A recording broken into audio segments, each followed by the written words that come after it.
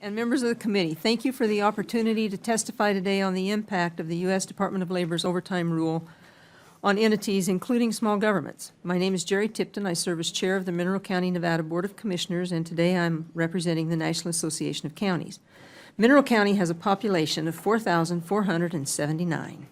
Our county employs 102 102 full-time employees, and has a median household income of the county of $38,664. Mr. Chairman and members of the committee, as you continue to assess this new rule and the potential impact on small entities, including counties, I'd like to highlight three observations. First, America's 3,069 counties employ 3.6 million people and deliver public services to more than 300 million Americans.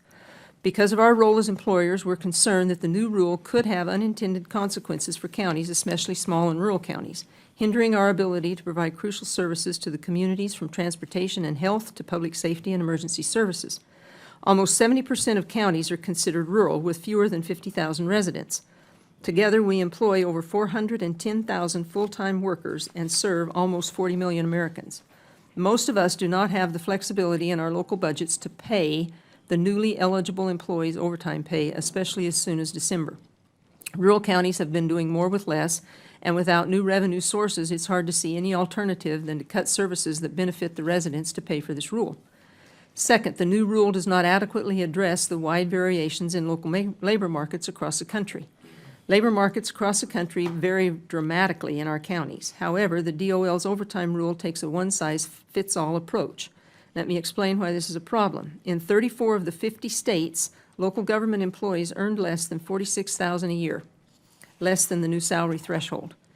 In 97% of the counties in the South Census region, the average wages in local government are less than the new threshold. That's why DOL rule does not provide an accurate picture of the major differences in labor markets across the local communities. Finally, the new rule will have broad consequences for taxpayers and county services. Many counties are still struggling to recover from the recession and may not have the resources to absorb sudden spikes in labor costs. According to the NACo's County Economies 2015 report, only 214 of those county economies have fully recovered to their pre-recession levels. Mineral County, the new rule would make 13 to 17 of our 102 full-time employees eligible for overtime pay. The additional cost would be up to $45,000 a year for us. It might not seem like a lot, but it poses quite a financial challenge since counties are limited in our ability to generate local revenue. In fact, more than 40 states limit the county's ability to collect sales tax and/or property tax and other fees. This leaves us with the difficult choice: which critical local services do we cut to fund the rule? Additionally, 62% of counties nationwide have considerable federal land within their boundaries. Federal lands are not subject to local property taxes, further reducing the local property tax base. Moreover, many counties have budget years that run from July 1st to June 30th, which means their budgets have already been approved for the coming fiscal year.